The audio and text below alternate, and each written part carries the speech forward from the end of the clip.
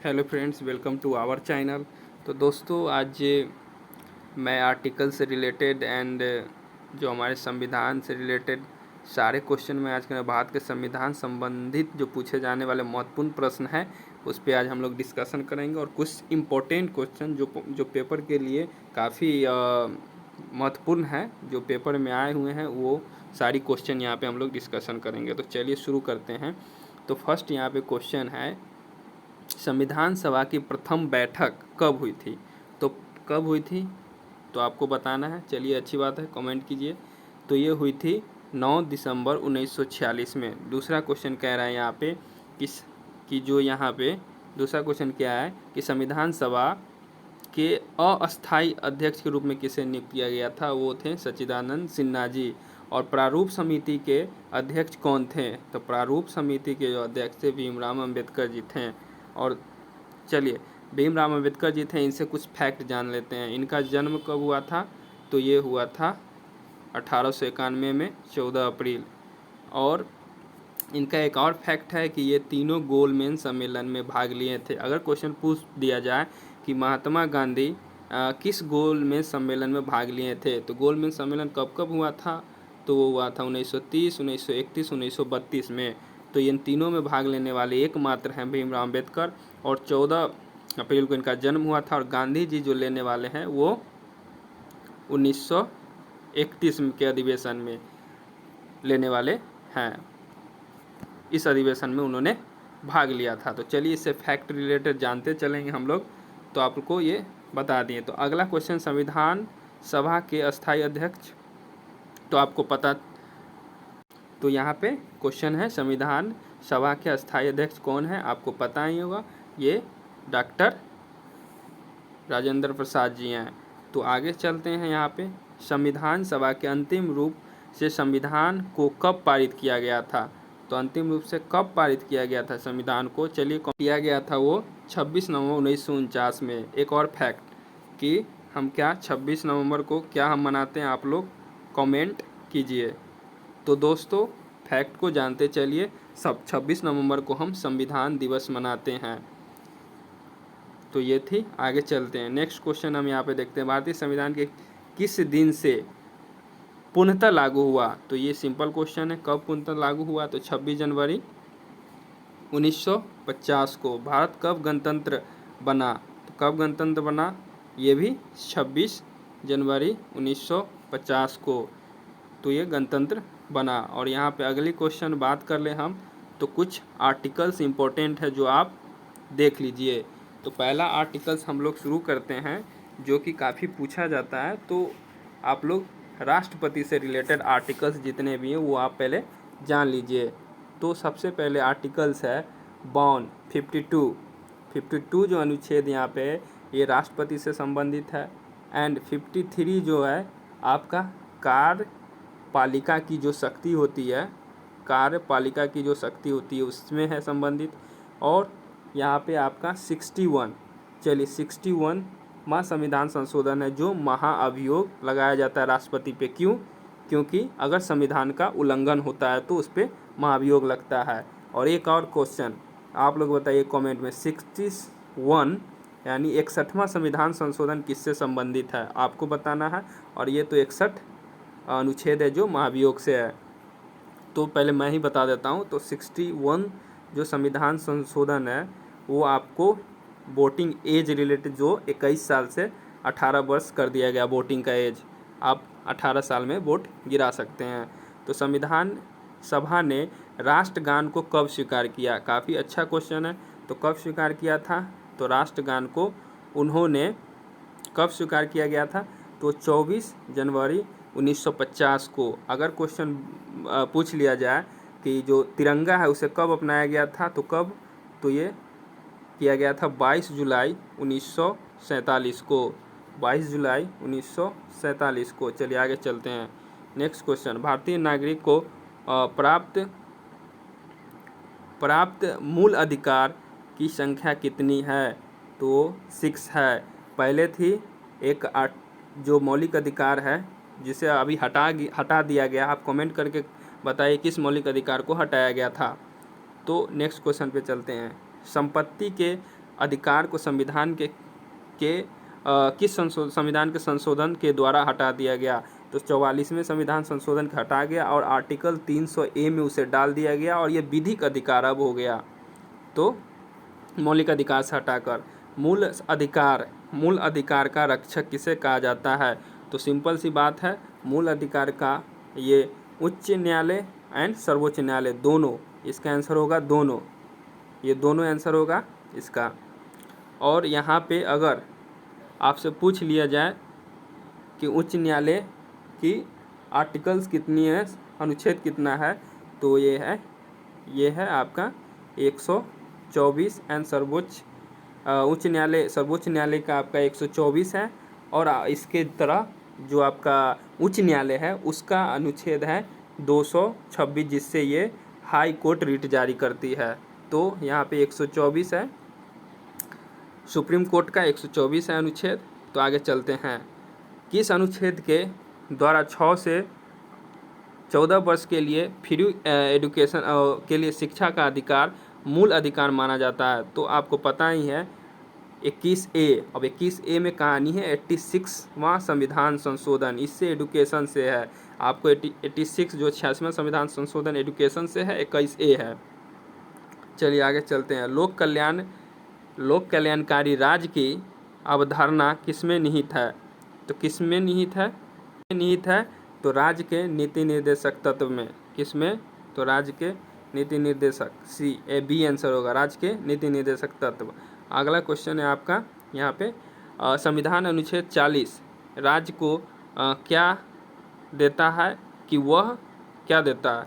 तो जो है वो ग्राम पंचायत का गठन करता है 40। अगर 44 पूछ दे तो 44 समान सिविल संहिता क्या है, जो यहाँ 44 है, अनुच्छेद 44 जो यहाँ पे है, तो आर्टिकल 44 जो है समान सिविल संहिता है, जो अभी कहाँ पे लागू है? गोवा में। याद रखना, गोवा में पूछा जाता है। और यहाँ पे संविधान में मूल कर्तव्य यानी फंडामेंटल ड्यूटीज़ जो हैं को शामिल करने के लिए प्रेरणा किस देश के संविधान से ली गई है? वो ली गई है आपका रूस से। तो आंसर रूस। चलिए आगे चलते हैं, संविधान में मूल कर्तव्यों की कुल संख्या है। मूल कर्तव्य देखिए, अगर मूल कर्तव्य अगर पूछा जाए तो यहाँ पे 11 है, पहले 10 थी, अब ये 11 है। तो आगे चलते हैं, संविधान में मूल कर्तव्यों को किस समिति की अनुशंसा के आधार पर शामिल किया गया था? तो इसका आंसर होगा आपका स्वर्ण सिंह समिति। आगे चलिए, भारतीय संघ की शक्ति किसमें निहित है? भारतीय संघ की शक्ति किसमें निहित है? वो निहित है राष्ट्रपति में। भारतीय संघ की शक्ति यहाँ पे राष्ट्रपति में निहित है। तो आगे चलते हैं, राष्ट्रपति ने निर्वाचन मंडल में शामिल होते हैं, तो वो होते हैं संसद के दोनों सदन निर्वाचन सदस्य एवं विधानसभाओं के निर्वाचन सदस्य होते हैं, सी।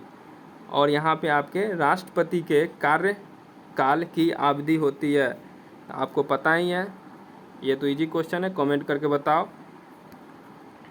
चलिए आगे चलते हैं, राष्ट्रपति पद के चुनाव के लिए कौन सी विधि अपनाई जाती है? तो ये विधि अपनाई जाती है अनुपातिक प्रतिनिधित्व, एकल संक्रमिक, अप्रत्यक्ष मतदान, ये सभी। आंसर डी, ये सभी। निर्विरोध चुने जाने वाले राष्ट्रपति हैं, तो एकमात्र निर्विरोध चुने जाने वाले हैं वो है नीलम संजीव रेड्डी, वो हैं। और यहाँ पे राष्ट्रपति पर महाभियोग का आरोप संसद के किस सदन द्वारा लगाया जाता है? अभी मैंने ऊपर बताया आर्टिकल 61 अनुच्छेद 61 के तहत महाभियोग लगाया जाता है, अभी ऊपर मैंने बताया। और यहाँ पे आप देख सकते हैं, अगर यहाँ पे देख सकते हैं तो इसका क्या होगा? आर्टिकल किसमें? तो संसद के किसी भी सदन में ये लगाया जा सकता, किसी भी सदन में लगाया जा सकता है। तो आंसर यहाँ पे होगा सी। तो ये होगा आंसर। आगे चलिए, भारतीय सेनाओं का सर्वोच्च सेनापति कौन होता है? राष्ट्रपति होते हैं। ये आंसर इजी है, आप लोग कमेंट कीजिए। चलिए, इसका आंसर ये होगा। और भारतीय संविधान के अनुसार संघ की कार्यपालिका शक्ति किसमें निहित है? संघ की पूछ रहा है, तो संघ की कार्यपालिका किसमें निहित? संघ जो है यहाँ पे कार्यपालिका शक्ति निहित है वो राष्ट्रपति में। किसमें है? राष्ट्रपति में। उप राष्ट्रपति के निर्वाचन मंडल में शामिल होते हैं उप राष्ट्रपति के। ये होते हैं राज्यपाल एवं लोकसभा के सदस्य। राष्ट्रपति राज्यसभा के कितने सदस्यों को मनोनीत करता है? तो कितने सदस्यों को मनोनीत करता है? तो सिंपल है, ये 12 सदस्यों को मनोनीत करता है। भारतीय संसद के ऊपरी सदन को क्या कहा जाता है? तो ऊपरी सदन आपको पता है कौन सा होता है? राज्यसभा। और प्रधानमंत्री की नियुक्ति कौन करता है? तो राष्ट्रपति करता है। ए होगा। यदि प्रधानमंत्री या कोई अन्य मंत्री सदन के किसी का सदस्य नहीं है तो पद पर बने रहने के लिए कितने दिनों के अंदर संसद का सदस्य बनना होगा? तो पता है ये आपको 6 माह के अंदर में आपको वहाँ पे उसका सदस्य बनना होगा। मंत्रिपरिषद सामूहिक रूप से किसके प्रति उत्तरदायी है? जो सामूहिक रूप से किसके, वो हैं लोकसभा के उत्तरदायी है। तो ये हुआ। आगे चलिए, लोकसभा के अधिकतम सदस्यों की संख्या कितनी है? तो वो है 550 सी। एंड राज्यसभा को कितनी है? तो वो है आपका 250। तो ये अधिकतम सीटें हैं, याद रखना है। किसी भी विधेयक को धन विधेयक के रूप में, यानी मनी बिल धन विधेयक के रूप में कौन पारित करता है? तो वो पारित करते हैं आपके, कौन करते हैं? चलिए कमेंट कीजिए। लोकसभा के अध्यक्ष करते हैं। तो लोकसभा के अध्यक्ष करते हैं। अच्छा, एक क्वेश्चन आप लोग बताइए कि धन विधेयक किस अनुच्छेद में है? धन विधेयक किस अनुच्छेद में है? तो अनुच्छेद 110 में धन विधेयक 110 में है। 280 में, अनुच्छेद 280 में आपका है वित्त आयोग। और 111 में आपका है वीटो पावर। 112 में है बजट। 112 अनुच्छेद 112 में बजट। चलिए आगे चलते हैं। केंद्र सरकार का प्रथम विधि अधिकारी कौन होता है? महान्यवादी, अटॉर्नी ऑफ जनरल जो महान्यवादी बोलते हैं, इनका जो अनुच्छेद है, किस अनुच्छेद है? इनका अनुच्छेद कितना है आप लोग बताइए। अटॉर्नी ऑफ जनरल महान्यवादी 76 अनुच्छेद ये हैं। आगे चलिए, संघ राज्य क्षेत्रों का प्रशासन कौन चलाता है? संघ और राज्य क्षेत्रों का प्रशासन कौन चलाता है? वो राष्ट्रपति के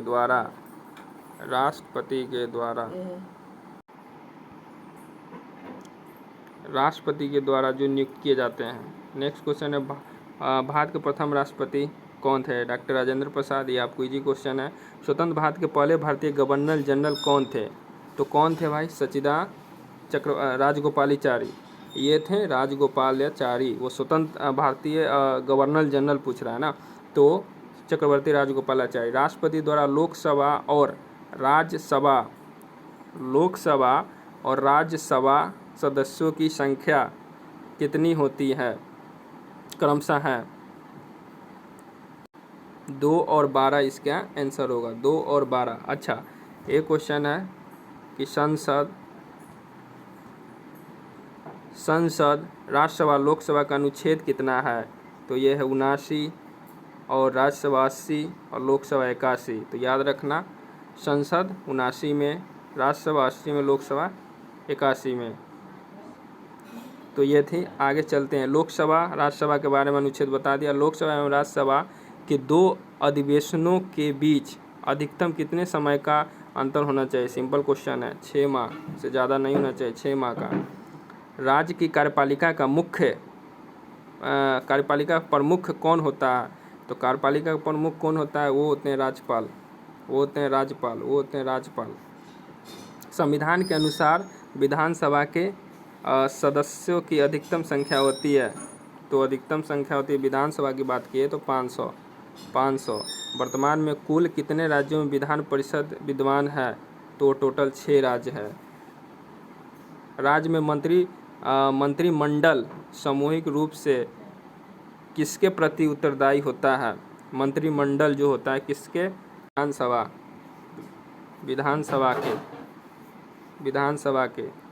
विधानसभा का वर्ष में कम से कम कितना अधिवेशन होना चाहिए? कम से कम तो 2 होना ही चाहिए।